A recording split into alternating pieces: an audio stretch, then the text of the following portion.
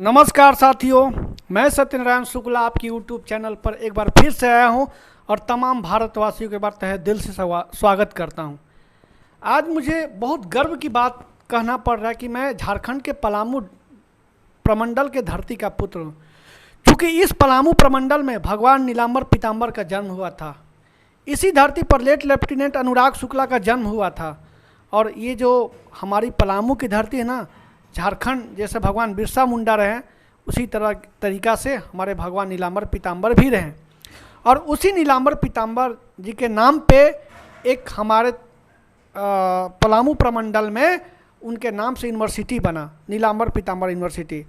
उसी यूनिवर्सिटी में 14 तारीख को, मतलब कल, हमारे यहाँ दीक्षांत समारोह था। दीक्षांत समारोह में हुआ कि जो टॉपर हैं उनको गोल्ड मेडल से सम्मानित किया गया।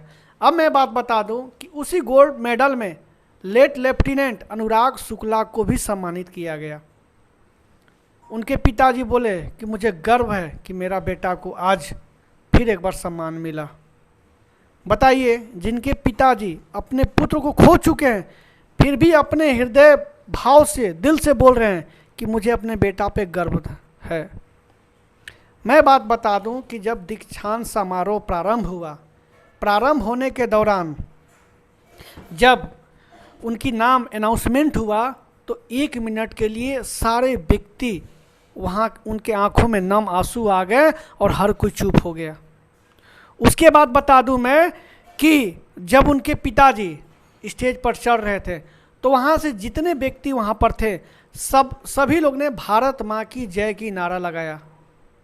उसके बाद जब उनके पिताजी, और उनके पिताजी का नाम है श्रीमान जितेंद्र शुक्ला और माता जी का नाम है श्रीमती उषा देवी, और उनकी एक छोटी बहन है रोशनी शुक्ला।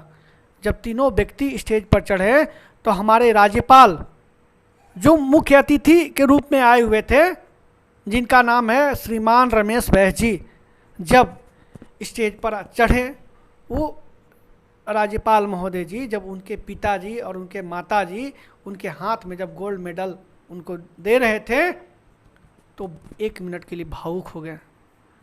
बताइए, वो व्यक्ति दुनिया छोड़ के चले गए।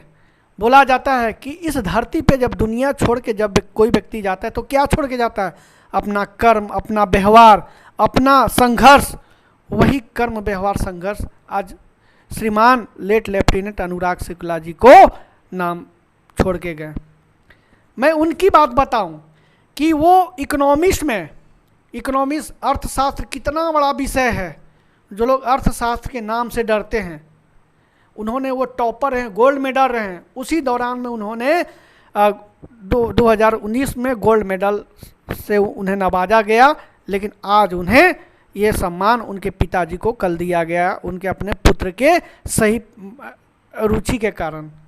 वो व्यक्ति कितने, मतलब, संघर्षशील और स्वभावशाली व्यक्ति थे, उनके बारे में जब बोलूं तो बहुत छोटा पड़ जाएगा। उनकी महान, उनकी कर्म, उनकी संघर्ष। उसके बाद मैं बता दूं उनके बारे में, वो 3 बार एनडीए निकाले और 2019 में उन्होंने सीडीएस कंप्लीट किया। सीडीएस, चीफ डिफेंस स्टाफ, मतलब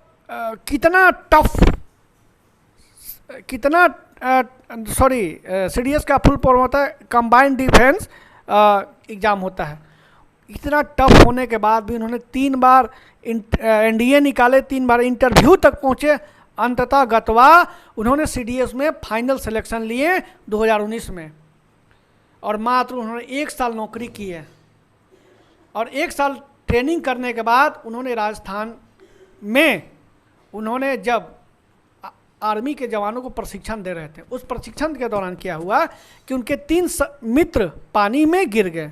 अब पानी में गिरने के बाद इन्होंने आव ना देखा ताव, उन्होंने अपना, मतलब, जान का अपना कुछ समझा ही नहीं महत्व, और वो पानी में कूद गए और तीनों व्यक्ति को जान से बचा लिए, मरने से बचा लिए।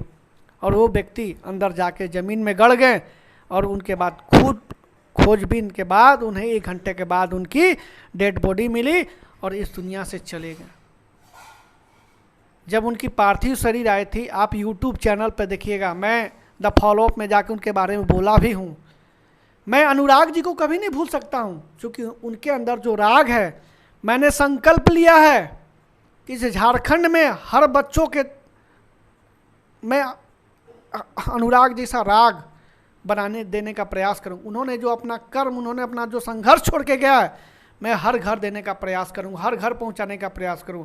और मैंने संकल्प भी लिया है, मैं सत्यनारायण शुक्ला अपने YouTube चैनल के माध्यम से मैं बता दूं कि मैं अनुराग जी के लिए हर कदम उनके नाम पे बहुत सारे करियर काउंसलिंग कराऊंगा, और उनके नाम पर पुस्तक भी लिखवाने का मैंने एक संकल्प ले चुका है।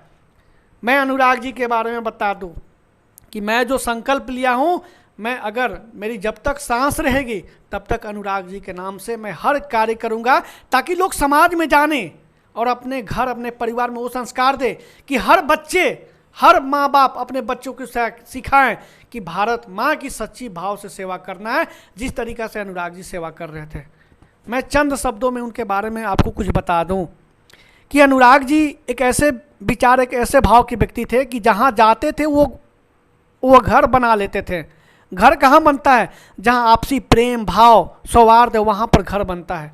उसके बाद मैं बता दूं, वे व्यक्ति जहाँ भी जाते थे एक अपने परिवार की तरह हंसते चेहरे मुस्कुराते हुए कार्य करते थे। मैं चंद शब्दों में दो शब्द और बोलना चाहता हूँ कि वो भगवान श्री राम की तरह निष्ठावान, कर्मवान व्यक्ति थे और बुद्धिमान भी व्यक्ति थे। और मैं एक चीज़ बता दूं कि भगवान श्री कृष्ण की तरह हर समस्याओं में हंसते मुस्कुराते, चाहे कितनी भी विपरीत परिस्थिति हो जाए, कितनी भी कठिन परिस्थिति हो जाए, वो भगवान श्री कृष्ण की तरह हंसते मुस्कुराते कार्य करते हुए इस दुनिया से चले गए। मैं अनुराग जी के माता पिता को एक बार फिर से मैं कोटि कोटि प्रणाम करता हूँ, जिन्होंने अनुराग जैसे बच्चे को जन्म दिया, जिन्होंने कम समय में इस इतिहास को लिख के चले गए। मैं अनुराग जी के बारे में एक बार फिर से बता दूं कि अनुराग जी एक सच्चे और भारत माँ के सच्चे बेटे और सेवक थे।